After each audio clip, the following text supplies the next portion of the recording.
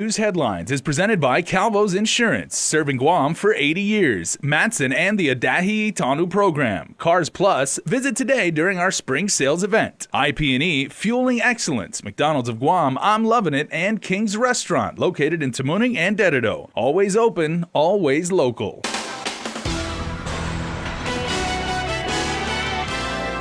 Straight ahead on your primetime news, an early morning crash down in Santa Rita claimed the life of a 37-year-old man. Plus, would the recreational marijuana bill have passed if the medicinal cannabis law had been implemented? Also tonight, the legislature deems tags nominees packet lacking after a checkbox is left blank. Half a day, everybody, and good evening. A 37-year-old man is dead tonight following a crash down south this morning. It happened around 8 a.m. along Pali Ferdinand Way down in Santa Rita as GPD is investigating the deadly crash. Spokesman Sergeant Paul Tapao says police received the report the auto ran off the roadway. When officers arrived, they found a 37-year-old unidentified man unconscious and unresponsive. He was rushed to Naval Hospital in Neganya Heights, where he was later pronounced dead.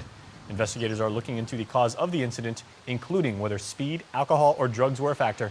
An autopsy will have to be conducted. Elsewhere tonight, a man caught on camera allegedly stealing multiple items from his employer has been placed under arrest. Gregory Ferrin Paurio has been charged with burglary as a second-degree felony. Court documents state the suspect was spotted on surveillance footage walking around the company property and allegedly placing items into the company wheelbarrow. The suspect is then accused of loading the stolen items into a car before leaving.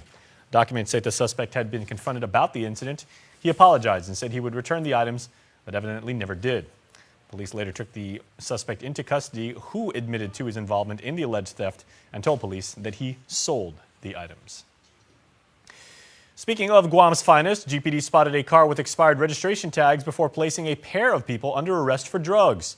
Raven Beneventi and Justin Portasac have each been charged with drug possession and possession of less than an ounce of marijuana. Court documents state the traffic stop. The officer could smell marijuana coming from the car. During a search, authorities found a green leafy substance in small baggies and a couple of glass pipes with what appeared to be residue for meth. Both substances did test positive for drugs. Well, if the medicinal cannabis law had been implemented, the recreational marijuana bill now before the governor may never have been introduced at all. That's the consensus of two vocal advocates for pot legalization, as Nestor Locanto explains in our next report. 19,000 people voted in favor of medical marijuana, passing the law by referendum in November 2014. Will Parkinson and John Savaras say, had the government fully implemented the people's mandate by now, we probably wouldn't be having the ongoing, deeply divided community debate. There's widespread support for the recreational marijuana just because of the failure of the medicinal one. This is a direct response to that. And so this is just the will of the people trying to find another workaround, trying to find a way to get product to the shelf. The KC Conception Compassionate Cannabis Act envisions highly regulated dispensaries where certified patients can buy marijuana. But to date, there are none, as implementation remains stymied by the lack of a required laboratory, says Savaras. This shows that the people who wanted to see all these other things happen, the medicinal aspect of this program stand up, were failed. And this is them saying, hey, we understand that this is beneficial for our people and we need to move forward somehow, some way. This some way now means opening a much broader market that includes all adults and even tourists, thus making it more attractive to investors to finally open a lab. We have to give them safe access to medicine. And if this is what's going to be able to do so, then we got to stand behind it. Both are optimistic that Governor Leon Guerrero will sign the adult use cannabis bill into law. She has until April 9 to act on it, but could also allow it to become law without her signature. On the other hand, if she vetoes the bill, it will require 10 Senate votes to override. The measure passed by a narrow 8-7 margin. For Guam's News Network, I'm Nestor Locanto. All right, Nestor, a tip to the Public Auditor's Hotline has revealed that nearly $500,000 was embezzled from a carrier at the airport. The Office of Public Accountability says the tipster claimed that an airline manager had been paying passenger facility charges to Guam International Airport Authority out of a personal checking account and not the airline's corporate account. The OPA says it followed up only to learn from the airline that the manager had embezzled some $491,000 between the years 2016 and 2018. There's been no word yet from the Attorney General if a criminal complaint has been filed, but the airport has indicated an investigation is ongoing. Both that agency and the OPA declined to identify the airline or the status of the manager. Well, more than half of the water produced annually is not consumed or contributing to the Guam Waterworks Authority's revenue. That comes as a result of water leaks or breaks and unauthorized or unbilled consumption, stated in GWA's audit released today by the OPA. The report did note the utility agency expanded its water loss control program to include leak detection.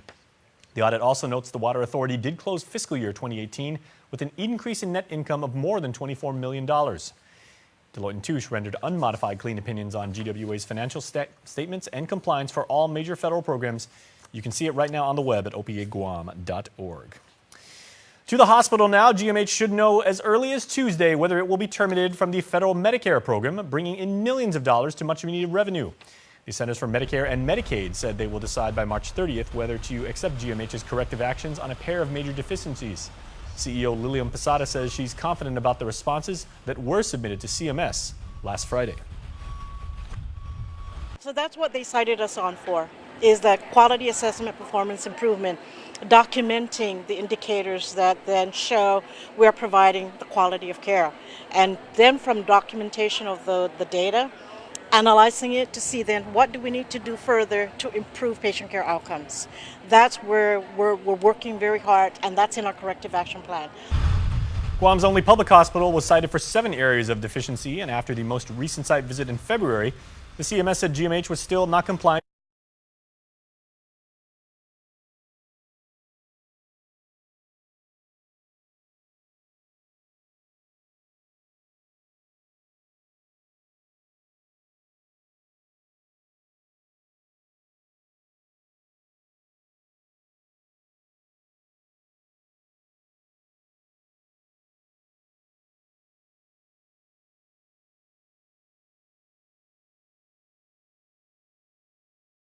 The ambulance for,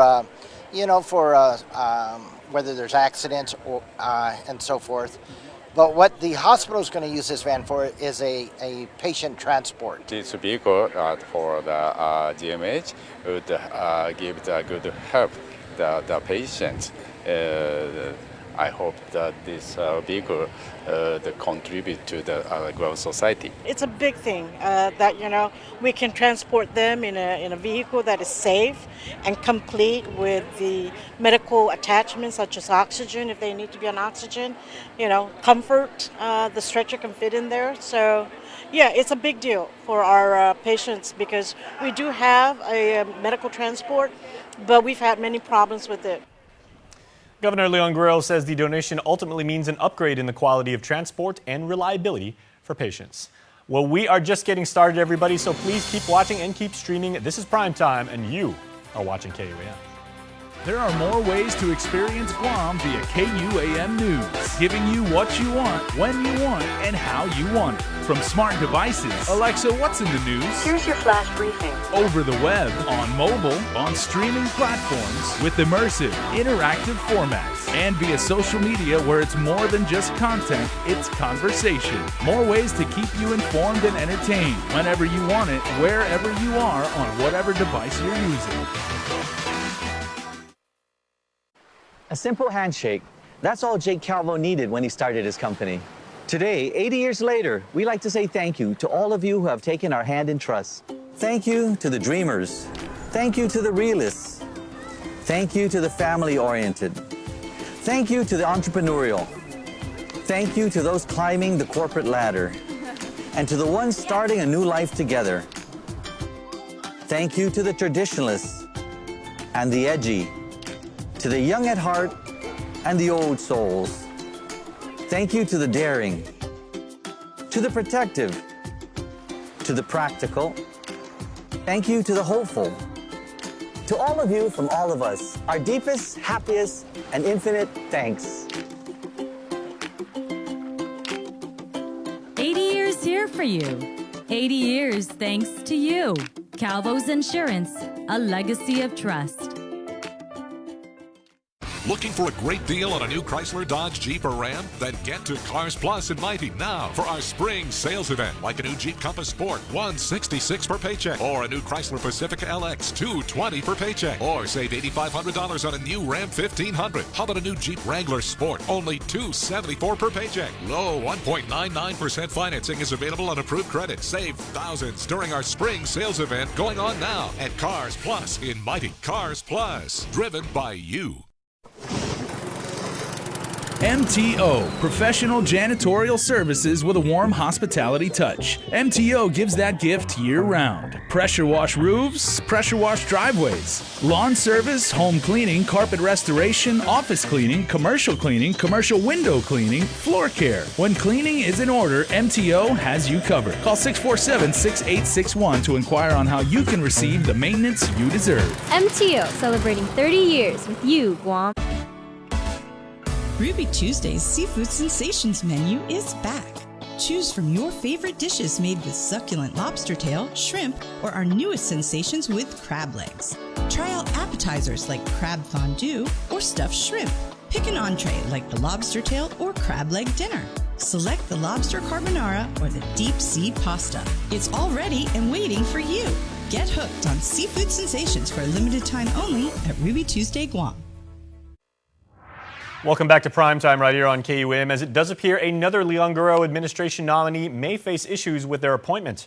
We've learned that Esther Aguiguy's nominee packet as the Adjutant General of the Guam Army National Guard has been deemed lacking by the Guam legislature.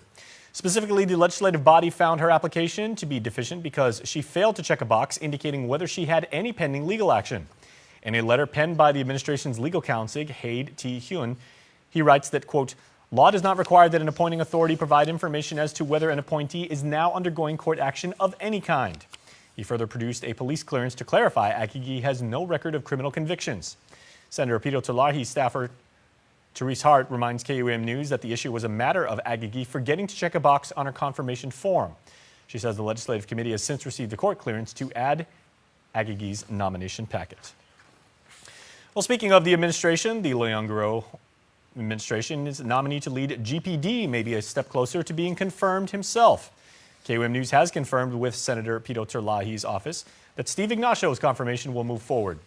Now, Senator Tulahi, who has oversight of GPD, has told KUAM News that Ignacio's nomination packet was missing a medical document to reinforce that appointment. Meanwhile, his office tells KUAM News the document in question was turned in last week. They also said the senator's office will be meeting with the legislature's legal counsel to determine when Ignacio's 90-day appointment as acting chief of GPD does expire. He served in GPD for more than 3 decades and was also a former precinct commander down in Hagåtña. Well, blue is the color to wear this month in other news, as officials have declared April Child Abuse Prevention Month. Community leaders from public health, the governor's office, and even the Catholic Church are committed to reducing the number of children abused on Guam. Carmen Tulahi explains. It takes a village to raise a child and to prevent cases of abuse. CPS just can't do it alone, and we can't. We need the whole community to get involved. Linda Rodriguez, Human Services Program Administrator, oversees the department that includes Child Protective Services. Her office focuses on investigating all types of abuse, whether physical, sexual, or emotional, to find safe homes for neglected youth. Well, as far as our office is concerned, our challenge is we don't have enough foster homes. Right now we have about 258 children under our care. Over 100 of them are placed with relative caregivers. She says another challenge is the shortage of staff and educating parents. For the past 5 years, Guam has seen over 1,000 cases of child abuse and neglect involving more than 2,000 children.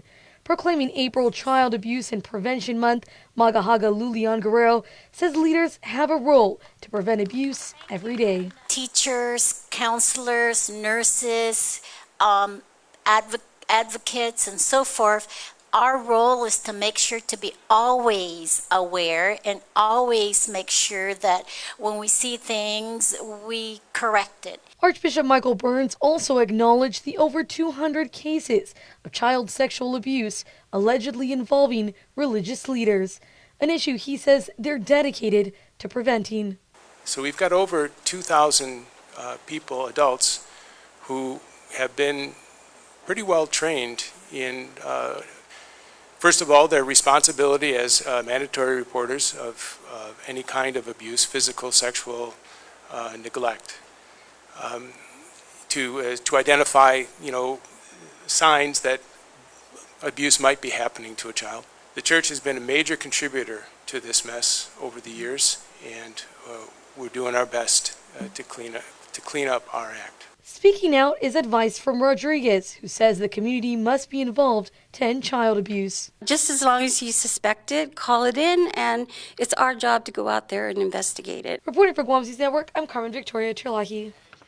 Elsewhere today, first responders gathered at UOG to learn about explosives. Members of the Guam Fire Department, the U.S. military, and Guam Homeland Security were there. Joel Haley is Associate Director at New Mexico Tech and explained the focus. The use of explosives for illegal activity is not going to go away. And so as the first responder community, we need to be able to first recognize, as I said, and then lastly, what are we going to do about that? How are we going to prevent? And if we can't prevent, then what are we going to do to respond to it? He says he looks forward to continuing their partnership with local first responders. All right, regional headlines now from KSPN 2 News. Half a day, Guam. Here's what's making news in the CNMI. After the exemption of the Philippines from the H-2B visa worker program, the casino, along with other businesses on island, suffered a loss, as the number of construction workers declined.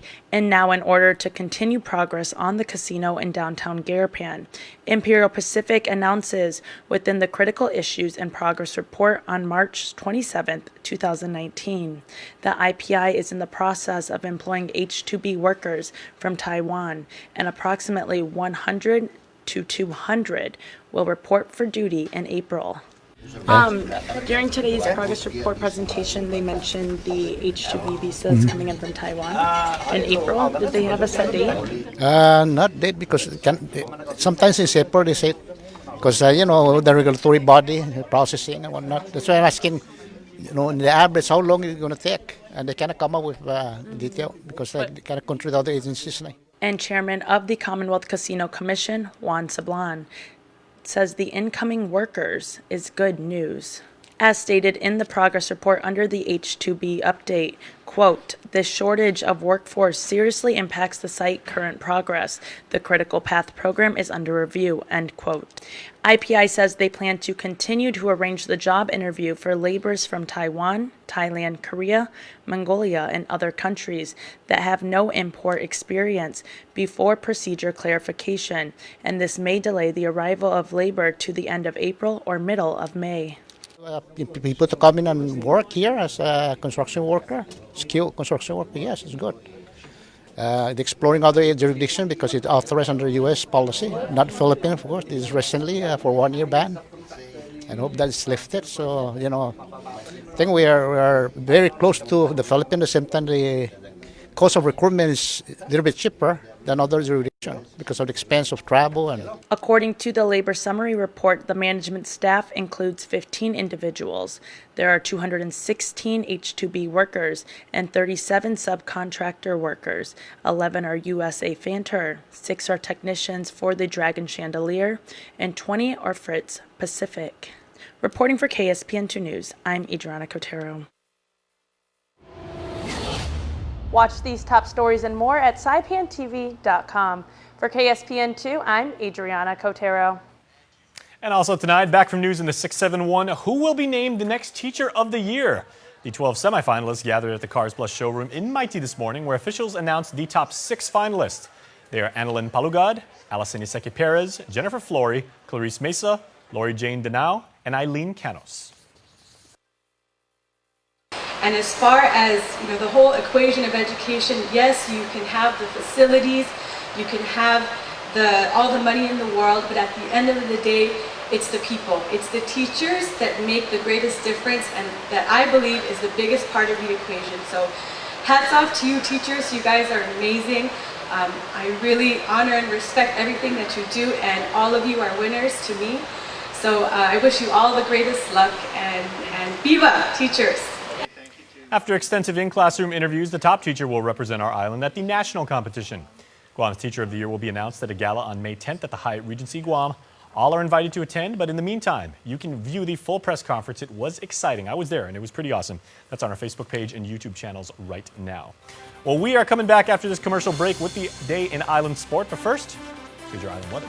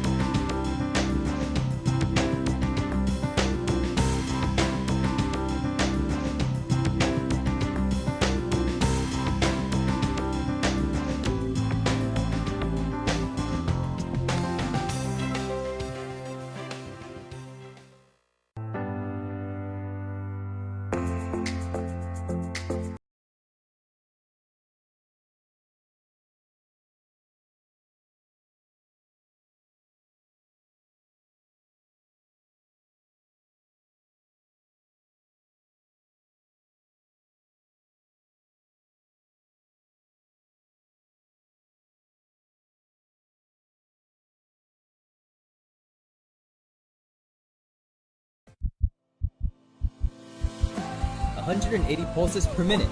That's the rate of your heartbeat when you were born. And as you grow up, you'll get to meet your awesome crew from over 164,000 people on this island. Together, you'll explore some of Guam's 210 square mile land, where you'll get to enjoy hundreds of things to do, from climbing the highest mountain and more, to exploring the deepest trench and more. But that won't be enough for you, so you'll travel more than 1,000 miles to experience 1,000 more things, in more places where you'll meet more faces, until you meet that one person with whom you'll be doing 1,000,000 more things with, until you bring another heart that would beat 180 pulses per minute, and we'll be there, giving you more data for more of those experiences.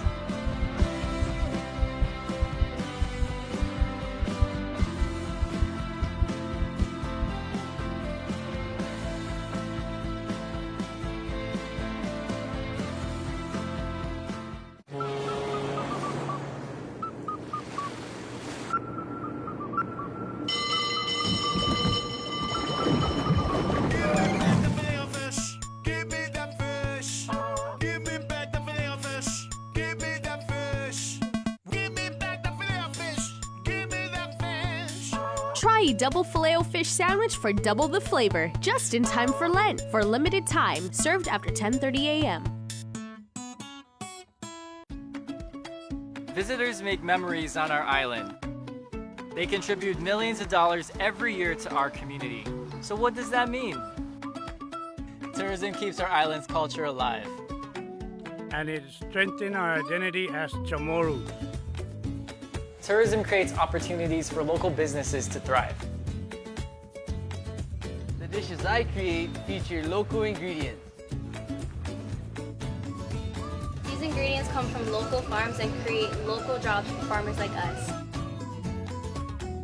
For every job we see in tourism, there are hundreds more we don't see. From teachers to babysitters to engineers. We all work in the tourism industry. Our visitor industry benefits everyone. It improves our income and gives back to our community. Meaning more opportunities for a better Guam. Kids works for Guam. KUAM Sports is presented by Triple J.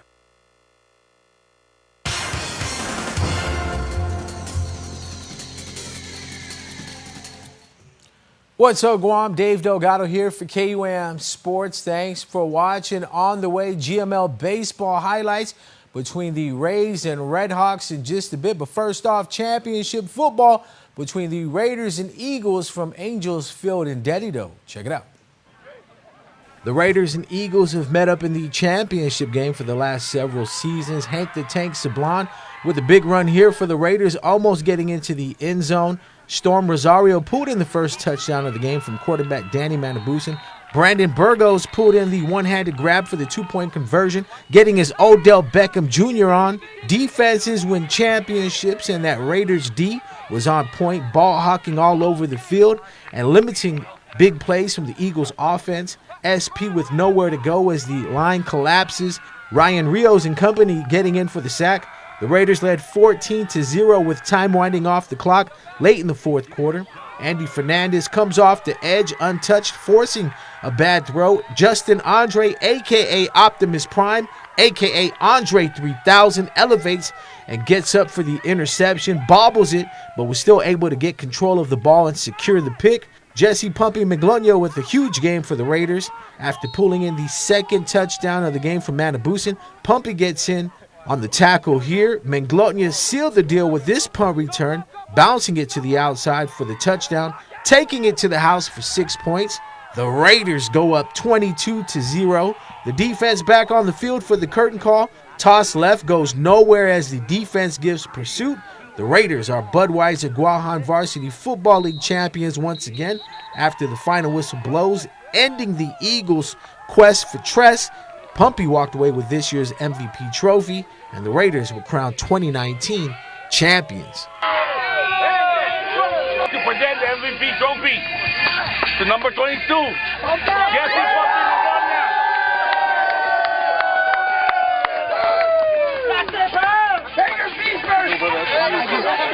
In GML baseball, the Jotnia Redhawks edged out the INT&E Rays 8-7 to improve to 1-1 on the season. The loss also drops the Rays to 1-1. Mark Parks got the win on the mound with 7 strikeouts. Tony Yatar got the loss. Shane Camacho went 3 for 5 at the plate for the Redhawks with a run and double. Darren Pablo finished 1 for 4 with 2 runs and an RBI. Isaiah Meno went 2 for 3 with 2 runs and 2 doubles. Rick Fernandez finished 1 for 3 with 2 RBIs for the Rays. Starting pitcher Kyle Kukendall recorded 8 strikeouts. Congrats to Jeff Mesa and J.J. Ambrose for their performance in Australia as the two fighters stepped into the cage at Hex Fighting 18. Jeff fought Chris Waste to a majority draw after 3 tough rounds. Conditioning played a big role with both fighters as they hung in for the final bell. Great fight by Mesa, who's looking to make a run in the Hex Fight series. JJ picked up the submission win over Baal Rawari at the 235 mark in the first round. Ambrose got them out after securing the takedown and sunk in the guillotine choke, forcing Rawari to tap. This is JJ's second straight win in the last few months.